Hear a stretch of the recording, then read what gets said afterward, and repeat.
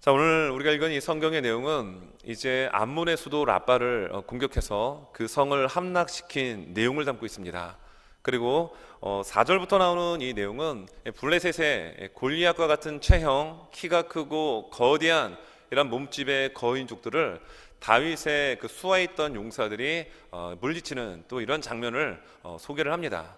두 개의 다른 주제의 내용을 오늘 이 20장 전체 1절부터 마지막 장까지의 내용에서 이 내용을 소화를 하고 있는데, 저는 오늘 이 본문을 이렇게 바라보면서 하나님께서 함께 하실 때라는 이 제목을 가지고 말씀을 좀 전하고자 합니다. 하나님께서 우리와 함께 하십니다. 굉장한 은혜입니다. 여러분, 오늘 파더스 데이죠. 여러분, 가정의 아버지가 신앙의 거장으로서 가장으로서의 역할을 잘할 때 그 가정에 하나님께서 날마다 임재하여 주시고 임마누엘 하여 주십니다. 그런 가정이 정말 스위트홈이 될 수가 있겠죠. 여러분들이 살아가는 삶의 자리가 있죠. 직장이 되었든 가정 사업장이 되었든 어느 곳이 되었든지 간에 여러분, 그곳에 하나님께서 늘 함께 하신다라고 한다면 그곳이 곧 하나님의 나라가 될 줄 믿습니다. 오늘 성경을 이렇게 볼 때 하나님께서 우리와 함께 하실 때 하나님께서 우리에게 주시는 것이 있습니다. 그러면 무엇을 주실까? 오늘 성경을 보니까요, 그 첫째로 하나님이 함께 하실 때 우리에게는 승리가 여러분 주어집니다. 하나님의 승리가 우리에게 주어지게 되는데 1절에서 3절의 말씀입니다. 해가 바뀌어 왕들이 출전할 때가 되매 요압이 그 군대를 거느리고 나가서 암몬 자손의 땅을 격파하고 들어가 라빠를 에워싸고 다윗은 예루살렘에 그대로 있더니 요압이 라빠를 쳐서 함락시키매. 오늘 보니까 이 암몬이라는 나라의 수도 라빠성을 공격을 하게 되는데 그 성을 격파합니다. 그리고 1절의 마지막 부분에 나오는 것처럼 그 라빠를 쳐서 함락시킵니다. 승리했다라는 얘기죠. 그리고 2절에 보면 다윗이 그 왕의 머리에서 보석 있는 왕관을 빼앗아 중량을 달아보니 금 1달란트라. 그들의 왕관을 자기 머리에 쓰니라. 다윗이 또 그 성에서 노략한 물건을 무수히 내어오고.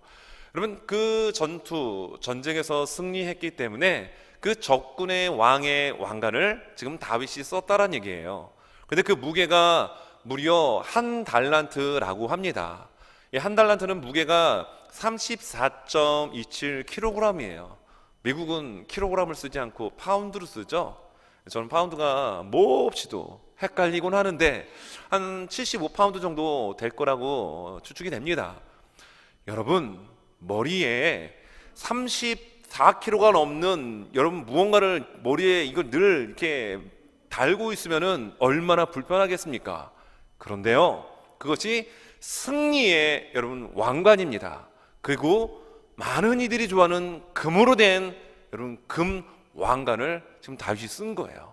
승리했기 때문에 이것이 주어지게 됩니다. 많은 전리품들이 다윗에게 또 주어집니다. 왜입니까?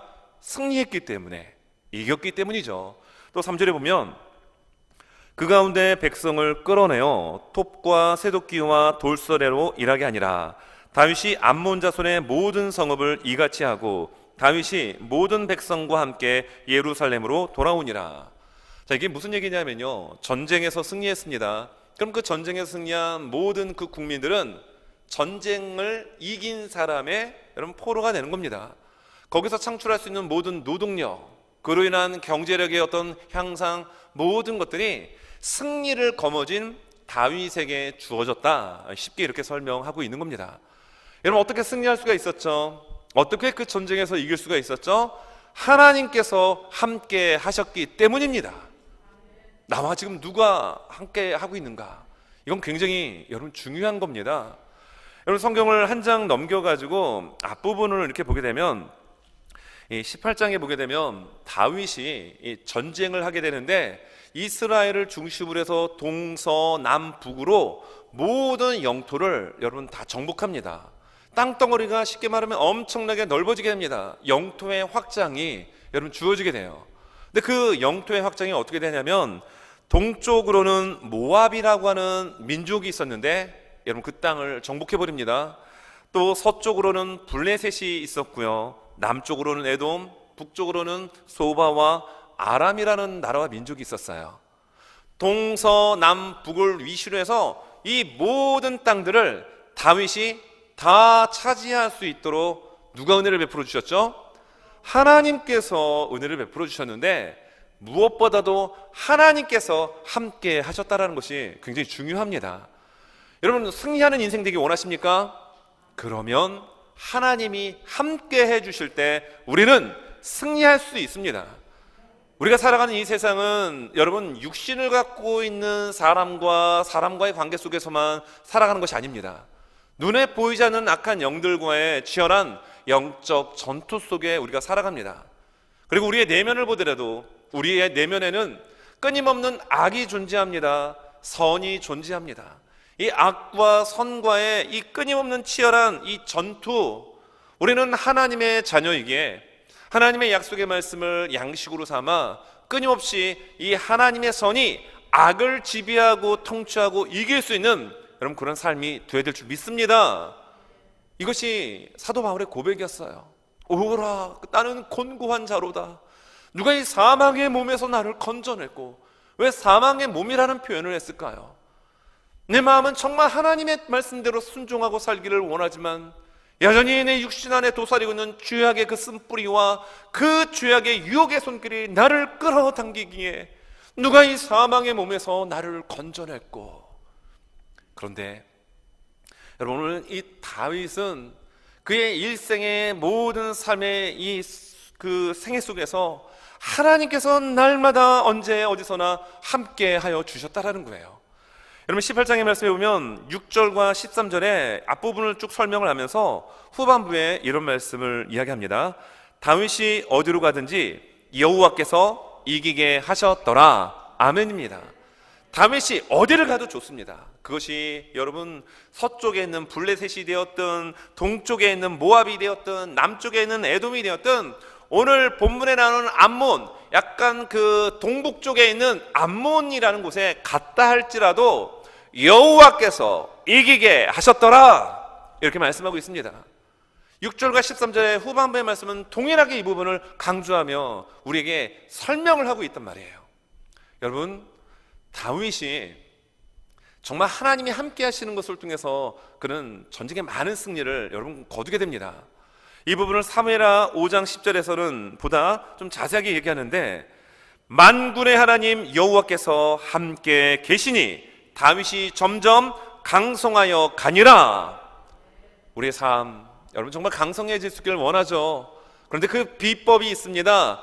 여호와께서 함께 하셔야 합니다. 여러분, 우리 교회 공동체에 하나님이 함께 하십니다. 여러분의 삶에 하나님이 함께 하십니다. 여러분의 가정에도 하나님이 함께 하십니다. 여러분의 가정 모든 자녀들에 이르기까지 하나님께서 함께하여 주십니다. 그러면 자연스럽게 승리라고 하는 결과물과 열매를 여러분 맺을 수 있게 됩니다. 다윗이 어디로 가든지 여호와께서 이기게 하셨고, 만군의 여호와께서 함께 하시니 그가 점점 강성하여지는 그런 인생의 여러분 삶을 살게 되죠. 그러면 다윗이 어떻게 했기 때문에 정말 하나님께서 날마다 그와 함께 하셨다는 얘기입니다. 여러분, 성경을 보게 되면 오늘 20장에서 앞장으로 한 장만 넘기면 역대상 18장 4절에서 그가 전쟁에서 승리하고 난 이후에 이렇게 4절에서 고백을 하며 기록을 합니다. 다윗이 그에게서 병거 1000대와 기병 7000명과 보병 20000명을 빼앗고 다윗이 그 병거 100대의 말들만 남기고 그 외의 병거의 말은 다 발에 힘줄을 끊었더니. 아니, 이게 무슨 얘기죠? 지금 전쟁에서 승리를 거뒀죠. 그리고 이 적군들이 가지고 있는 많은 무기들을 지금 다 나의 것으로 만들었습니다. 여기 보니까 병거가 1000대나 됩니다. 1000대인데 다윗이 어떤 일을 하게 되냐면 100대만 남기고 나머지는 말의 힘줄을 다 끊어버렸다는 겁니다. 이때 당시의 말은, 병거는 최고의 무기입니다. 어떤 무기를 가지고 있느냐, 그리고 그 무기의 힘이 얼만큼 강력하냐에 따라서 적군이 쳐들어오느냐 아니면 쳐들어오기를 엄두를 못 내느냐, 이 무기에 달려 있거든요.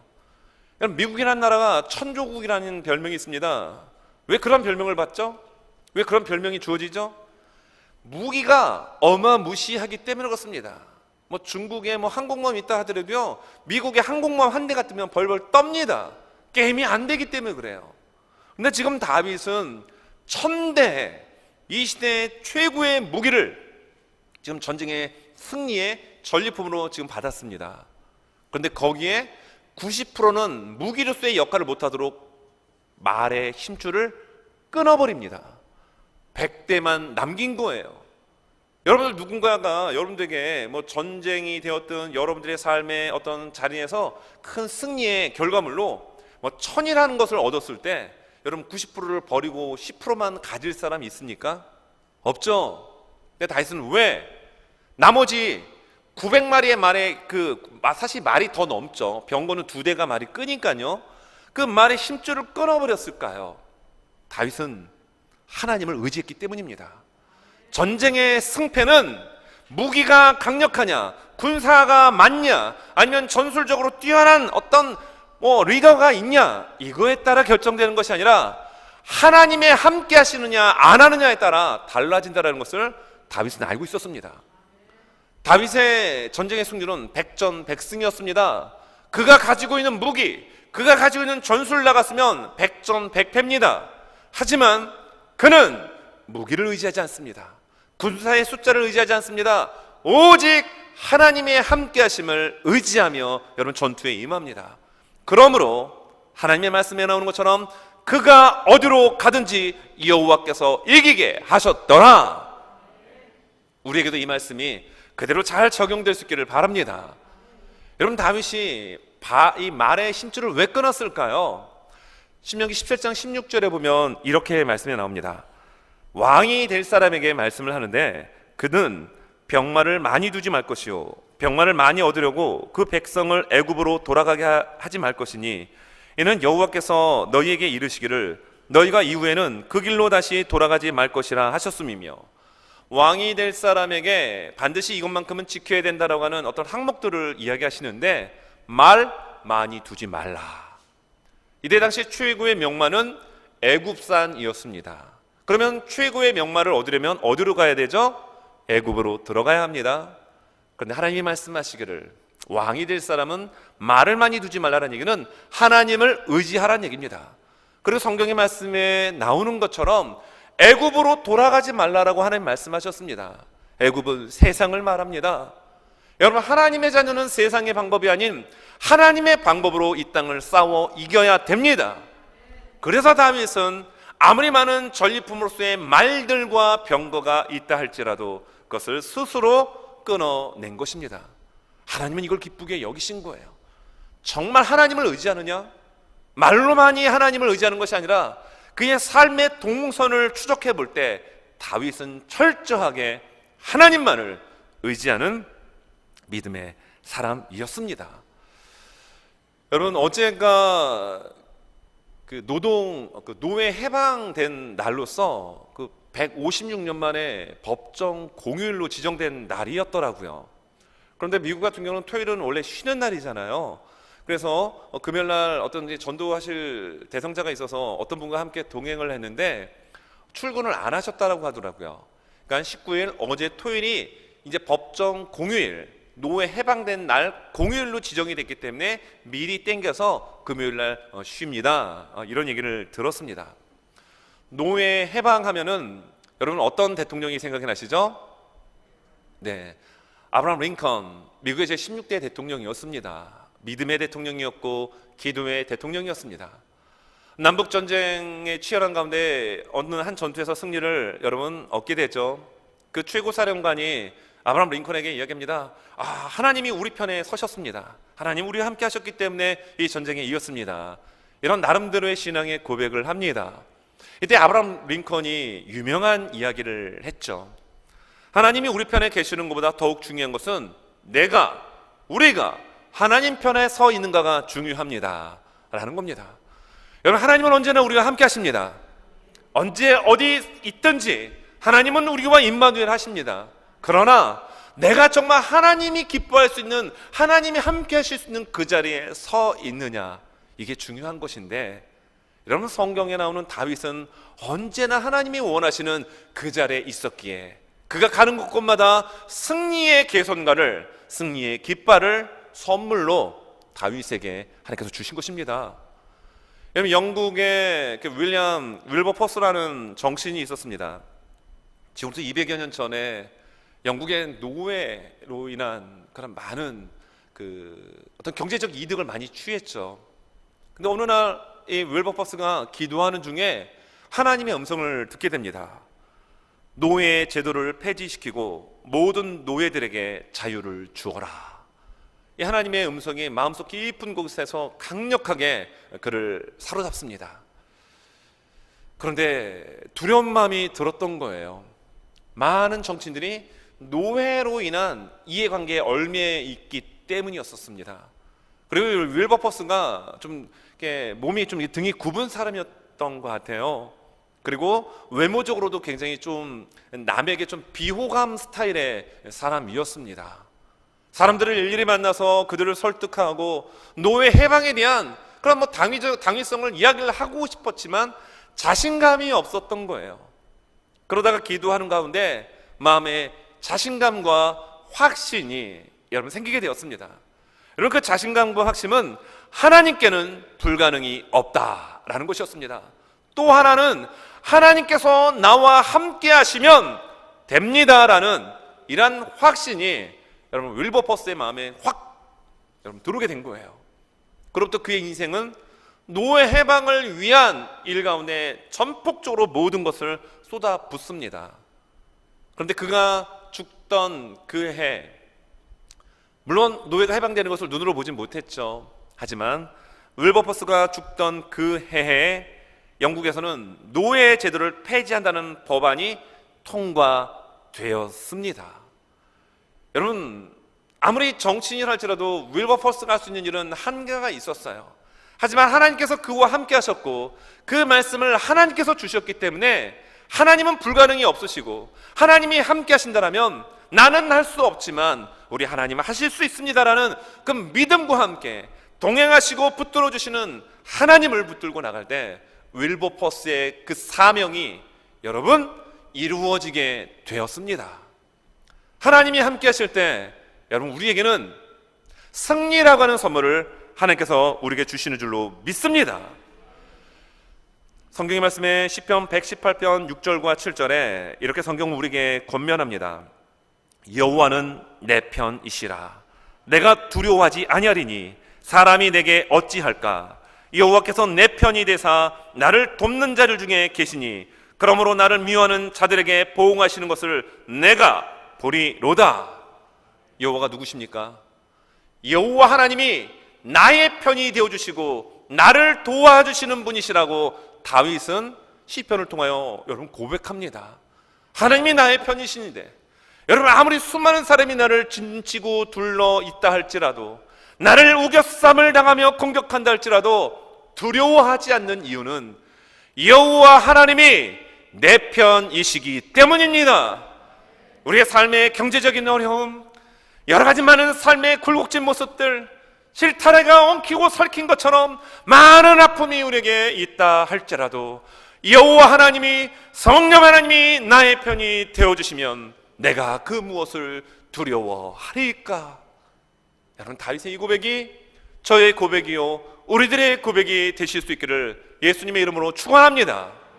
하나님께서 함께하여 주실 때 여러분 두 번째로 좋은 만남의 복, 동역자를 붙여 주신다는 겁니다. 여러분 성경 말씀에 오늘 20장의 마지막 절 8절입니다. 가드의 키 큰 자의 소생이라도 다윗의 손과 그 신하의 손에 다 죽었더라. 자, 이게 무슨 얘기냐면요, 블레셋 진영에는 골리앗처럼 키가 큰, 그러니까 평범한 체격이 아닌 그 이상을 뛰어넘는 거인과 같은 사람들이 4명 존재했습니다. 그런데 오늘 성경 본문에서는 3명의 사람만을 소개합니다. 성경 말씀에 보게 되면 십부게라고 하는 이 다윗의 용사가 십배라고 하는 거인족을 죽입니다. 그리고 엘하난이라고 하는 다윗의 용사가 라흠이라고 하는 그 유명한 골리앗의 동생 아우를 여러분 죽이게 돼요. 그리고 요나단이 손가락 발가락이 하나씩 더 있어서 도합 24개 손가락과 발가락 있는 어마무시한 체형의 거인족을 또 죽입니다. 여러분, 다윗이 혼자 이 많은 거인족을 스스로 여러분 처리했습니까? 그렇지 않았다라는 거예요. 여러분, 사무엘상 17장에 보면 이 10세의 그러니까 틴에이저의 나이에 있었던 다윗이 40일 동안 아침 저녁으로 나와서 하나님을 모독하고 조롱했던 골리앗을 향하여 돌멩이 들고 뛰어나가는 장면을 소개합니다. 이때 다윗이 물맷돌을 몇 개를 가지고 뛰어나갔는지, 골리앗을 향하여 여러분 달려나갔는지 성경은 그 숫자를 분명하게 기록을 해주고 있습니다. 사무엘상 17장 40절, 손에 막대기를 가지고 시내에서 매끄러운 돌 5을 골라서, 여러분 시내가에 가가지고 다윗이 무기를 준비하는데 돌멩이를 몇 개 주머니에 넣었다라고요? 5개의 물맷돌을 주머니에 넣습니다. 그리고 손에 물매를 가지고 블레셋 사람에게로 나아가니라. 이때만 해도 이스라엘 진영에는 나름대로의 용사들이 많이 있었지만 감히 골리앗 앞에 여러분 나가는 사람은 한 명도 없었어요. 하나님을 조롱하고 하나님의 이름을 그냥 땅에다가 집어 던지는 모독하는 이란 말을 해도 누구 하나 대항하는 사람이 없었습니다. 도시락 심부름 갔던 여러분 10세, 15세에서 20세 그 미만의 이 청소년 목동 다윗이 어떻게 저가 하나님을 저렇게 모독할 수 있느냐라고 하며 여러분 나가게 되는데, 그의 무기는 고작 막대기 하나와 물맷돌 돌멩이 5개라는 거예요. 여러분, 왜 다윗이 돌멩이 5개를 주머니에 집어넣고 골리앗을 향해 달려나갔을까요? 다윗의 눈에는 골리앗만 보인 것이 아니라 그 후방에 자리 잡고 있었던 4명의 거인족들도 같이 보였단 말이에요. 즉 믿음이 없었던 이스라엘 진영의 수많은 사울 왕을 비롯하여 수많은 이스라엘의 군사들은 골리앗 하나만으로도 벌벌벌벌 떨었는데, 여러분 다윗은 골리앗만이 아니라 그 너머에 있었던 4명의 거인들까지도 하나님이 나와 함께 하시면 내가 저들을 물리칠 수 있습니다라는 그런 담대한 믿음을 가지고 지금 달려나가고 있었던 거예요. 이 모습을 하나님이 바라보시며 얼마나 속이 시원하셨겠습니까? 이 장면을 하나님이 바라보시며 하나님이 얼마나 기뻐하셨겠습니까? 우리 교회 공동체가 이렇게 하나님께 기쁨을 드리는 교회가 되길 바랍니다. 세상의 시각으로 바라보고 겁내고 두려워하고 염려하는 게 아니라 하나님이 함께 하시면 된다라는 담대한 믿음과 함께 문제를 우회하는 것이 아니라 정면 승부를 걸 수 있는 이 모습, 하나님이 원하시는 모습이라는 거예요.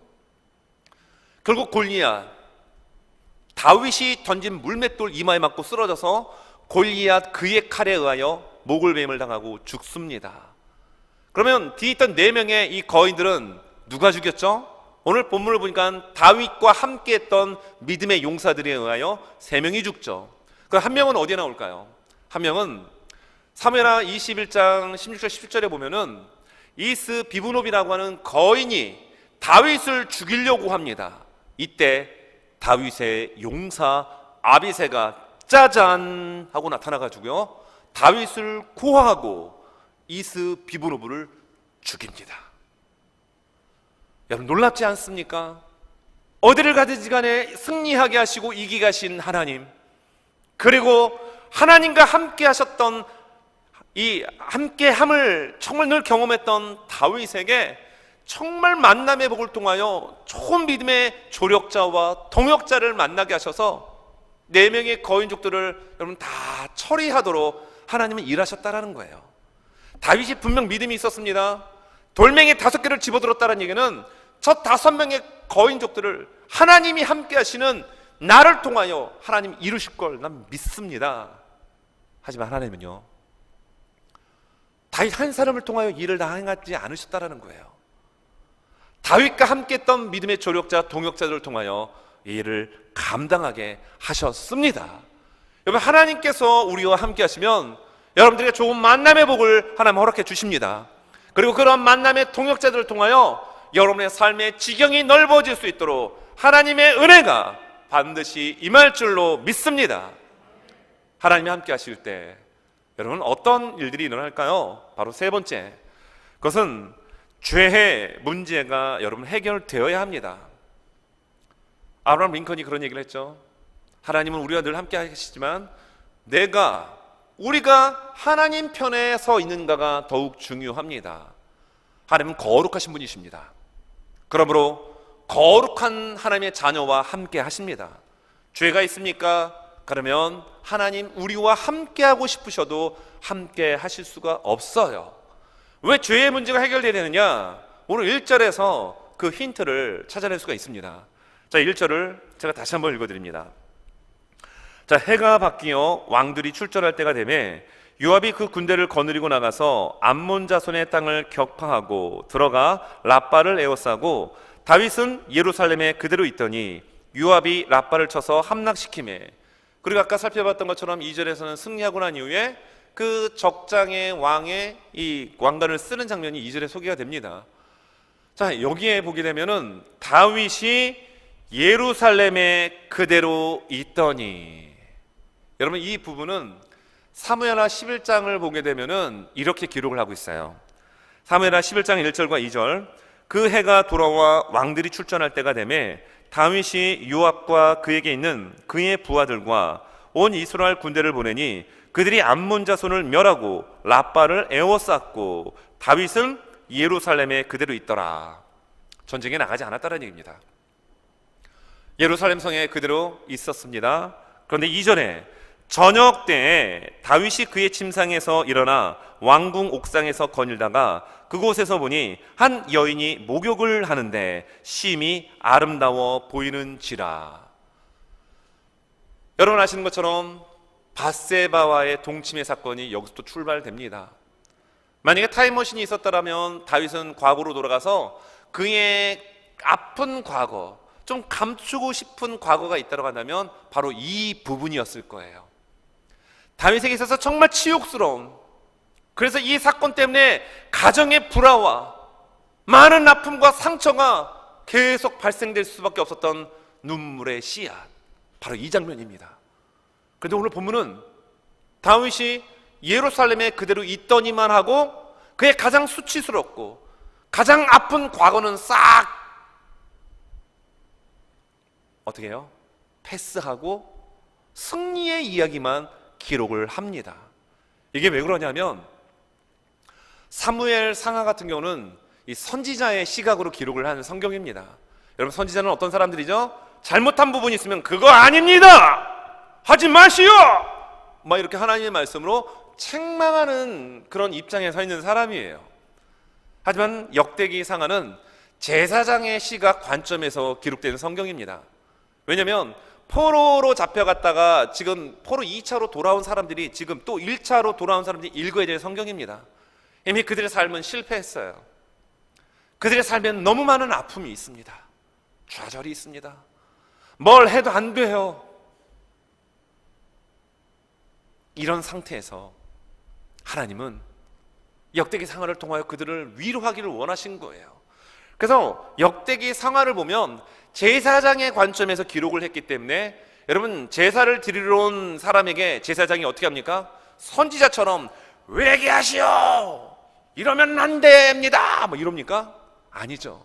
제사장은 그들이 죄를 가지고 왔을 때 그 죄를 제물에게 전가하고 하나님께 제사를 드림으로 인하여 그들이 죄의 사함, 죄의 용서를 받도록 제사를 여러분 집도하고 집행하는 사람들입니다. 그래서 위로의 어떤 이미지가 강합니다. 여러분, 그런 여러분 시각으로 오늘 성경을 보면, 아하, 그래서 다윗이 그렇게 가장 큰 실수와 죄를 범했음에도 불구하고 이것을 그냥 패스시켰구나, 우리가 이렇게 이해할 수가 있는 거죠. 여러분, 다윗이 이 사건, 지금 밧세바와 지금 동침을 하게 되죠. 그리고 이것을 또 덮으려고 무마시키기 위해서 지금 암몬과 지금 적진에서 정말 싸우고 있는 우리아를 불러드립니다. 우리아에게 이야기를 하죠. 지금 적진의 상황이 어떤가? 이때 우리아가 아주 수상하게 자상하게 여러분 설명을 해줍니다. 그리고 우리아에게 이야기합니다. 집으로 돌아가서 즐거운 시간을 보내라. 예, 집으로 돌아가라라고 얘기해요. 우리아가 뭐라고 얘기합니까? 왕이시여, 나는 그럴 수 없습니다. 지금 이 상황 속에서 내가 어떻게 집으로 들어가서 아내와 잠자리를 가질 수 있습니까? 내 상관, 나의 동료들은 지금 적진에서 지금 생명을 건 전투를 벌이고 있는데 나는 그럴 수 없습니다 라고 하며 집으로 돌아가지 않고 왕궁 문 앞에서 야영을 합니다. 충신입니다. 정말 이런 충신이 어디 있을까요? 다윗이요, 이게 정신을 지금 못 차리고 있습니다. 또 불러들여 가지고 이번에는 막 술을 진탕 먹입니다. 막 술을 막 부어라 마셔라 라고 하면서 우리아에게 술을 잔뜩 먹이고 난 다음에 집으로 돌아가라라고 얘기하는 거예요. 내 우리아가 그럴 수 없다라고 하면 또 왕궁에서 야영을 합니다. 그냥 저는 노상에서 잠잤다라는 얘기예요. 이런 충신이 어디 있습니까? 이때 다윗이 요압 군대 장관에게 편지를 써요. 여러분, 그 편지의 내용은 이 우리아로 하여금 전쟁의 최전방에 앞장 세우게 하고 그리고 다 후퇴하라는 얘기입니다. 그럼 적군이 쏘아대는 화살에 의하여 우리아가 죽도록 그런 내용을 편지에 씁니다. 여러분, 이 편지를 누구의 손에 전달해가지고 요압에게 보내게 되죠? 참 다윗이 그런 거 보면 못됐습니다. 우리아에게 그 편지를 들려서 요압에게 보내요. 우리아는 또 그 일을 충실하게 합니다. 그리하여 요압은 편지의 내용대로 우리아를 전쟁 최전방에 앞장섰다가 빠지고 적군에 의하여 화살에 맞아 죽게 만듭니다. 여러분, 이런 일을 누가 합니까? 이런 살인 교사죄를 누가 지금 하고 있죠? 다윗이 하고 있는 거예요. 여러분, 이러한 죄를 가지고 있는 다윗이 하나님이 함께 하실 수 있습니까? 없다라는 겁니다. 그런데 오늘 제사장적 관점으로 기록된 오늘 성경 본문에서 다윗은 예루살렘에 그대로 있었는데 그 이후에 죄악된 이야기를 왜 기록하고 있지 않죠? 다윗이 회개했기 때문이라는 거예요. 그대로 죄를 가지고 있는 가운데 상처가 썩어서 골마지고 있는데 그 안에 그냥 붕대만 덮는다고 되는 것이 아니라 다윗은 하나님의 선지자 다윗의 책망 가운데 그 양의 비유를 듣는 순간 당신이 그 사람이다라고 얘기했을 때 다윗의 반응은요, 변명하지 않습니다. 핑계대지 않습니다. 사울은 핑계댔을 거예요. 분명히 변명했을 겁니다. 하지만 다윗은 어떻습니까? 내가 여호와께 범죄하였습니다. 그 자리에서 그냥 고꾸라지지 않습니까? 그래서 그 자리에서 선지자의 입을 통하여 당신이 죄사함을 받았습니다. 그 자리에서 죄 용서를 받았다라는 거예요. 하지만 그 가정에서 일어나는 그 죄에 대한 대가는 받게 될 것을 나단 선지자로 하여금 듣게 됩니다. 여러분, 하나님은 여러분과 함께 하시길 원하십니다. 그러려면 어떻게 된다라고요? 죄를 짓는 존재예요. 우리는 연약한 존재입니다. 쓰러지고 넘어지고 자빠지고 다 그럴듯하지만 다 연약한 존재예요. 바람 한번 불면 날아갈 수밖에 없는 티꿀과 같은 존재가 저의 모습입니다. 우리들의 모습입니다. 그런데 이것이 하나님의 은혜가 부어져서 우리가 주님 앞에 우리의 죄를 자백하고 고백하면 하나님은 그 모든 것들을 사하시고 용서하여 주시고 우리를 안아 주십니다. 그래야 날마다 우리와 동행하여 주시고 함께하여 주십니다. 이게 진정한 은혜라는 거예요. 여러분, 오늘 20장을 넘어서 21장에 보면 다윗이 인구조사하는 장면이 나와요. 이게 큰 죄입니다.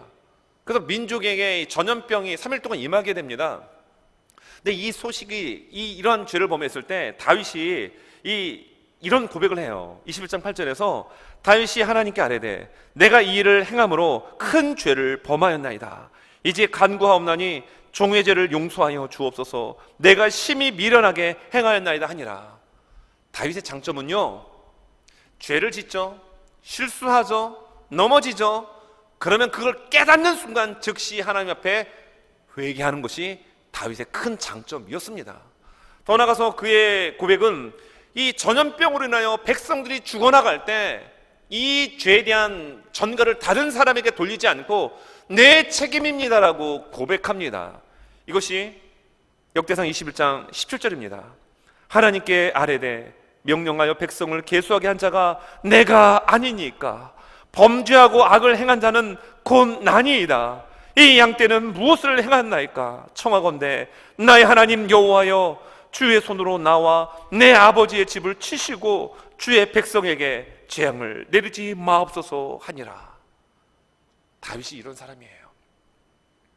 죄를 안 지어서 위대한 것이 아니라 엄청난 극악무도한 범법을 저질렀을 때 그것을 가지고 하나님 앞에 즉시 내가 죄를 범하였습니다라고 고백하였고, 그리고 그것에 대한 결과를 가지고 또 다른 누군가에게 죄를 넘기고 핑계와 변명으로 일관하지 않고 내 때문에, 나의 죄 때문에 이것이 나에게 돌아와야 되는데 왜 애꿎은 백성들을 죽이십니까? 하나님, 내 잘못입니다. 끝까지 그것을 책임을 지는 다윗의 이 모습 속에 하나님은 그와 함께 하셨던 것입니다. 라는 말씀을 정리하면서 하나님이 우리와 함께 하시기를 원합니다. 그러면 우리에겐 반드시 하나님의 승리가 주어질 것입니다. 그리고 우리의 만남의 복의 문을 열어주셔서 정말 필요한 조력자와 필요한 동역자를 여러분의 삶의 여정 가운데 만나게 해줄 줄 믿습니다. 그리고 더 나아가서 하나님께서 우리와 함께 하실 때 죄에 대한 부분이 있다면 하나님 우리와 함께 하실 수 없어요. 다윗처럼 여러분 즉각적으로 주님 앞에 우리의 죄를 고백하고 회개하고 나갈 때 하나님은 우리를 용서하여 주십니다. 여러분 이사야서 55장 7절 말씀에 악인은 그의 길을, 불의한 자는 그의 생각을 버리고 여호와께로 돌아오라. 그리하면 그가 긍휼히 여기시리라. 우리 하나님께로 돌아오라. 그가 너그럽게 용서하시리라. 하나님께 우리의 죄를 아뢰 때 우리의 악한 생각, 악한 길에서 돌아서 주께로 돌아오면 하나님은 우리를 너그럽게 용서하시고 그 사랑의 품으로 우리를 안아주시는 사랑의 하나님이심을 우리는 바라봅니다. 박항서 감독님이 계십니다. 지금 한국 축구가 물론 전 세계 피파 랭킹 순위가 높지는 않지만 그래도 이 아시아권에서 잘하다 보니까 이 한국 감독 되시는 분들이 이 동남아권의 감독으로 지금 나가서 많은 역할들을 하고 계세요. 박항서 감독님 아시죠? 베트남의 국대 감독. 한번 사진 한번 잠깐 볼까요? 네, 오늘 특별히 Father's Day라고 박항서 감독님이 여러분들을 위해서 손까지 흔들어 주십니다. 네, Father's Day. 저분이 박항서 감독님이세요. 저분이 그 베트남의 감독으로 가가지고요, 이제 동남아권에서는 무패 행진을 지금 계속 기록하고 있습니다. 동남아권에 있는 나라들이에요. 동남아권의 지존이었던 태국, 말레이시아, 이번에 그 월드컵 그 2차 예선 가운데 동남아시아에 있건 모든 나라는 다 탈락을 했는데 베트남만 진출했습니다. 최종 예선에 진출을 했습니다. 베트남 축구 역사상 최초로 있는 일입니다. 무슨 스즈키컵, 스즈키컵 우승컵도 안 왔고요. 아시안컵에서 4강에 들어가는 이런 쾌거를 이루기도 했고요. 누가요? 박항서 저 축구 감독이 그 일을 이뤄냈습니다. 동남아시아에서 대회를 지금까지 치른 게 28번의 대회를 시합을 했습니다. 그 중에 22번을 승리했습니다. 그리고 6번 비겼습니다. 무승부예요. 패한 적이 한 번도 없습니다. 아마 이 기록은 그 어떤 감독이라 해도 깨트리기 쉽지 않은 그런 대단한 업적이자 기록이 될 것입니다.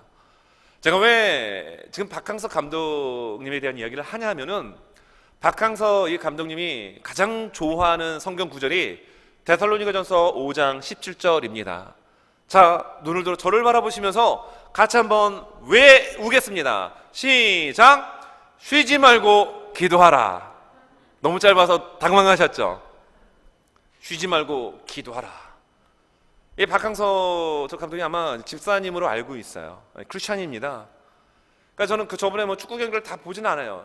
볼 시간도 없고요. 하지만 짧은 영상을 보니까 그 경기 중에 두 손을 모으고 막 이런 모습이 나오더라고요. 아나운서가 어떻게 그 앵커가 이야기했겠어요? 네, 지금 박항서 감독이 베트남전의 간절한 승리를 염원하는 마음으로 두 손을 잡고 간절하게 빌고 있습니다. 근데 제가 볼 때는 그분이 항상 암송하고 외우는 말씀이 무슨 말씀이라고요? 쉬지 말고 기도하라. 두 손 붙들고 하나님 함께하여 주십시오. 하나님 도와주십시오. 하나님 역사하여 주십시오. 간절한 모습이 제 눈에는 비쳤어요. 쉬지 말고 기도하라고 하는 그 말씀 붙들고 어느 곳에 있든지 간에, 축구 경기가 치열하게 이뤄지는 그 현장 가운데 있든지, 아니면 은밀한 콜방에 있든지, 선수들을 훈련시키는 훈련 현장 가운데 있든지, 어느 곳에 있든지 간에 쉬지 말고 기도하라고 하는 말씀 붙들고 두 손 붙드는 여러분, 그이에게 하나님은 함께 하십니다. 하나님은 반드시 함께 하십니다. 그러므로 저런 여러분 결과물이 나올 수 있었던 것입니다. 오늘 이 말씀을 마무리하면서 여러분, 정말 하나님은 우리와 함께 하십니다. 그럼 우리의 삶에 크고 작은 승리를 안겨주길 원하십니다. 그리고 좋은 만남의 문을 열어주셔서 정말 좋은 조력자와 동역자를 만나게 해주실 것입니다. 또한 여러분들이 그런 삶에 좋은 동역자가 여러분 되어야 될 것입니다. 그리고 중요한 지점은 이거예요. 하나님은 우리와 함께 하시는데 내가 죄 가운데 쓰러져서 난 안 돼, 나 같은 게 못하겠어, 지금 내 나이가 몇인데 몸은 이렇게 병들었고 난 이제 끝났어. 아니요, 그건 사탄이 던지는 생각입니다. 하나님이 함께 하시면 아무리 연약한 자리에 있다 할지라도 여러분 됩니다. 내가 되는 게 아니라 하나님께서 함께 하여 주셔서 될 수 있도록, 이길 수 있도록 만들어 주시기 때문임을 여러분 믿을 수 있기를 예수님의 이름으로 축원합니다.